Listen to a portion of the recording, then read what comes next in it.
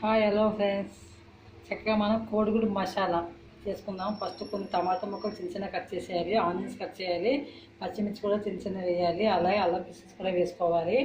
ధనియాలు, జీలకర్ర, లవంగాలు, దాల్చి పొడి చేసి పెట్టుకోవాలి, సరిపోతుంది మీకు.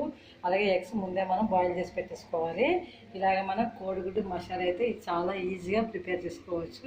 చక్కగా ఇంట్లో ఉన్న వాటితోనే మనం మసాలా కోడిగుడ్డు రెడీ చేసేద్దాము.